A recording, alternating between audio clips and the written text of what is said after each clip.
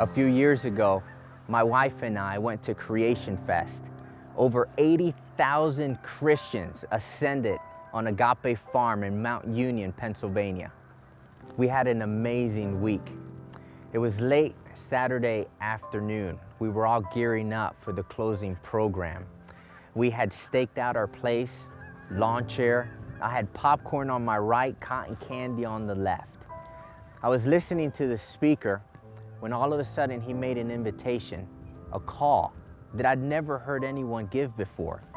He looked out into the audience and he said, if anyone here has ever struggled with suicide, has had suicidal thoughts, if anyone here knows of someone that has struggled with suicide, I'd like for you to make your way down to the prayer tent, stage left.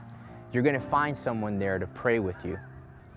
I was astonished at how many young people were getting up from their places and walking down to the prayer tent. When the speaker saw this, he realized they didn't have enough volunteers to pray with all these young people making their way down to the prayer tent. And so he made a second invitation. He said, if there's anyone out there who's a pastor, a counselor, a volunteer at their church, can you two please make your way down to the prayer tent so that you can pray with these young people? Immediately, a battle ensued in my head. I did not want to go. I had turned my service light off. I just wanted to sit back, relax, and enjoy the show. I had my popcorn, my cotton candy. I didn't want to go anywhere.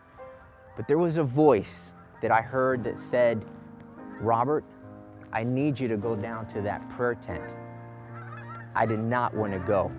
I fought that voice, but again I heard it. Robert, I need you to go down to that prayer tent. It wasn't an audible voice, but it was a voice that was clear. I turned to my wife and I said, Heather, I don't want to go down there. She says, you need to follow your heart. Again, I heard that voice. I need you to go down to the prayer tent. So reluctantly, I got up from my lawn chair. I made my way down to the prayer tent. As I looked around, there were already groups that had formed. There were already people praying. And as I was looking around for someone to pray with, I spotted this group of young girls. And there was someone there that kind of looked like the mom of one of them. I went up to them and I said, do you need someone to pray with? Is there anything I can do to help? They looked at me and they said, yeah, we do. I asked them kind of to break the ice, where are you from? The young girl says, from Frederick. I said, Frederick? Do you mean Frederick, Maryland? She said, yes. I said, I'm the pastor of the Frederick Seventh-day Adventist Church. She says, oh my, that church is just down the street from where I live. I couldn't believe it.